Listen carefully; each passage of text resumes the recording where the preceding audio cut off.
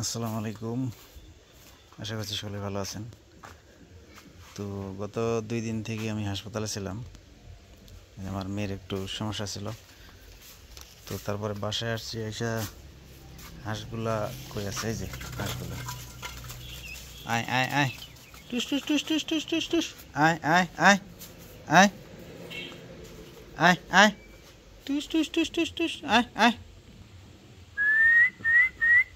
আয় আয় আয় আয়, এই যে আয়, এখানে আয় আয়, খা। দেখেন, তো আজকে দিয়ে এগুলার বয়স কিছুগুলো তো আগে ফুটাইছে, ওগুলো একটু বড় হয়েছে, আর কিছুগুলো একটু পরে ফুটাইছে, ওগুলো একটু ছোটই আছে। তো আজকে দিয়ে এগুলোর বয়স কয়দিন হবে আমার মনে পড়তেছে না, সম্ভবত 27-28 তারিখে মনে হয় সম্ভবত ফুটাইছিল। তো 10 দিনের মতো, 10 দিনের কাছাকাছি, আনুমানিক 10 দিনের কাছাকাছি এগুলো হয়ে গেছে আর কি। আর বড়গুলো কয়েকটা দিন বেশি হবে।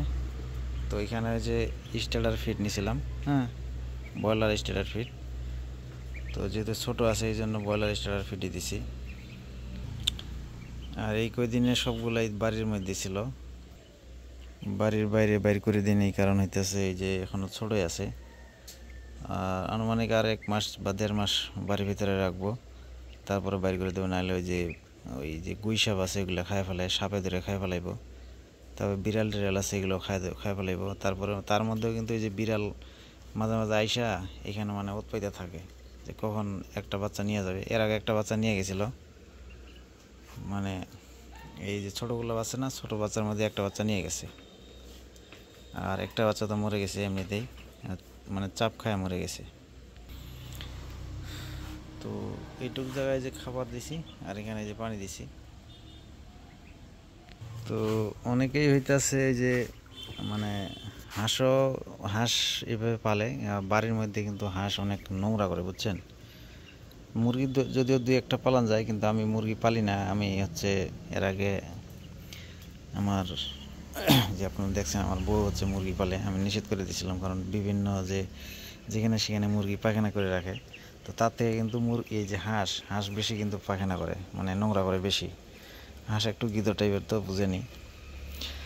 আর তারপরে হচ্ছে আমি হাঁস ফুটাইলাম, কারণ হাঁসের বাচ্চা ইনকিউবেটরে দিয়া, মানে হাঁসের ডিম ইনকিউবেটরে দিয়া বাচ্চা ফুটেছি। তো মূলত আসলে উদ্দেশ্য মানে হাঁস পালার উদ্দেশ্য না, হ্যাঁ, উদ্দেশ্যটা হইতেছে আসলে মূলত ট্রাই করা যে আসলে কীরকম মানে হাঁসের বাচ্চার পার্সেন্টেজ আসতেছে এই সাধারণ এই মানে কার্টুনের মধ্যে ইনকিউবেটর সেট করে, তাপমাত্রা সেট করে কীরকম হচ্ছে পার্সেন্টেজ আসে, এই জন্য এটা আসলে ট্রাই করা। তো যেহেতু বাচ্চা এখন ফুটছে, বাইর হয়ে গেছে, এগুলো তো আর ফালাই দেওয়া সম্ভব না। তো আপনারা যারা হচ্ছে এই একটা জিনিস তথ্য দিয়ে রাখি, আপনাদেরকে উপকার হবে আপনাদের। সেটা হইতেছে, যারা হইতেছে এই যে হাঁসের ডিম এবং মুরগির ডিম দুইটাই হচ্ছে বাচ্চা ফুটান, তারপরে বিক্রি করেন, তার মধ্যে কিন্তু সবচাইতে লাভ হইতেছে হাঁসের মধ্যে, বুঝছেন। হাঁসে যদি আপনি 70% আপনার পার্সেন্টেজ আসে, তারপরেও কিন্তু আপনার অনেক বেশি আয় হবে, লাভ হবে। আর হাঁসের বাচ্চা এমন একটা জিনিস, আপনার 1 মাস বা 2 মাস পালবেন, হ্যাঁ, 2 মাস বা 3 মাস পালবেন, তাতে কিন্তু আপনার একটা বাচ্চায় 100 টাকা করে, 3 মাস পারলে তো আপনার একটা বাচ্চা 200 টাকা করে বিক্রি করতে পারবেন। আর 1 মাস পারলেই আপনি একটা বাচ্চা 100 টাকার উপরে বিক্রি করতে পারবেন। তো 1 মাস পারলে তো বেশি খরচও হয় না। আর হাঁসের মধ্যে রোগ বালাইও একটু কম। আপনার ওই যে ডাক কলেরা যদি আপনি দেন, তাহলে কিন্তু আর অন্যান্য কোনো অসুখ হাঁসের ধরে না তেমন। আর মুরগির অনেক ঝামেলা আছে। তো এই যে গরুগুলো আপনারা দেখছেন, এর আগে আমার আরও অনেকগুলো গরু ছিল, সবগুলো কিন্তু আমি কমাই দিছি। এর কারণ হইতেছে বর্তমানে হচ্ছে আমার বাসায় তেমন একটা গড় নাই, আর গড় ছাড়া তেমন একটা চলে। আমি কিন্তু ঘাসও লাগাইনি বর্তমানে। এর আগে আমার ঘাস ছিল, তো ঘাসটা আমি তুলে ফেলছি, ওখানে জমিটা অন্য কাজে লাগাইছি। তো যদি আসলে গরুর খামার করতে চান, তাহলে আপনাদেরকে হচ্ছে ঘাসটাই আসলে সবচেয়ে বেশি প্রয়োজন। ঘাস যদি না থাকে, আসলে খড় আপনি কয়দিন কিনে খাওয়াবেন। 1 পণ মানে 80টা তার খড়ের দাম হইতেছে আপনার 600 টাকা, 700 টাকা, হ্যাঁ, কোনো সময় 800-900 টাকাও আপনার 80টা তারের দাম উঠে আর কি। তো সেই ক্ষেত্রে আপনার 800-900 টাকা বা 1000 টাকা, যদি আপনি 1000 টাকা করে আপনি কয়দিন খাওয়াবেন একটা গরুরে? সর্বোচ্চ 10 দিন। তো 10 দিন বা 15 দিন খাওয়ালেন সর্বোচ্চ। 15 দিনে যদি আপনি হচ্ছে 1000 টাকা আপনার গড়েই যায়, তাহলে অন্যান্য আরও অনেক খরচ আছে। তো সেই ক্ষেত্রে যদি নিজের ঘাস না থাকে তাহলে কিন্তু খরচটা অনেক বেড়ে যায়, এইভাবে কুলানো যায় না। তো এই জন্য আমি চিন্তা করছি যে আগে একটা ঘাস লাগাবো, হ্যাঁ, যেখানে হচ্ছে অন্তত 15-20টা গরুর হচ্ছে ঘাস মানে মানে ওইখান থেকে উৎপাদন করা যায়। তো একটা জিনিস হইতেছে, আপনার বাড়ির আশেপাশে যদি বিল টিল না থাকে, খোলা মাঠ না থাকে, নদী না থাকে, তাহলে কিন্তু ওই যে হাঁস পাইলে আপনি বেশি লাভ করতে পারবেন না, কারণ হাঁসের কিন্তু প্রচুর পরিমাণে খাবার লাগে। মুরগির 4 ডবল খাবার হাঁসের লাগে।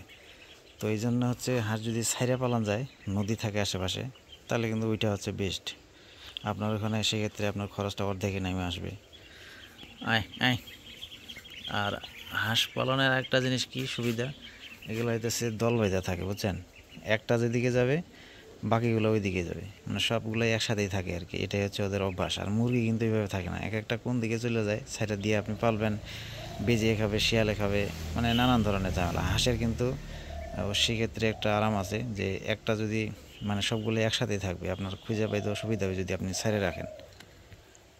তো এখন পর্যন্ত এই যে আমি 2 কেজি ফিড আনছিলাম, এগুলা 2 কেজির মধ্যে মনে হয় যে 1 কেজি শেষ হয়েছে, আরও 1 কেজির বেশিগুলো কিন্তু এখনও রয়ে গেছে।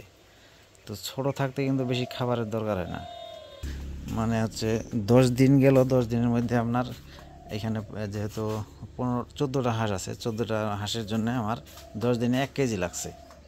তো একটু কমায় দিছি, হ্যাঁ। এই যে এখানে এই যে যেগুলা এখানে দেখতেছেন, এখানে মনে হয় যে আরও 1 কেজির মতো হবে, মানে 1 কেজি লাগছে আর কি। তো আমি খুব বেশি খাবার দিই নাই, কারণ সবসময় ছাড়াই থাকে। আরও একটু বেশি খাবার দেওয়ার দরকার ছিল, যেহেতু বাড়ির ভিতরে সবসময় থাকে।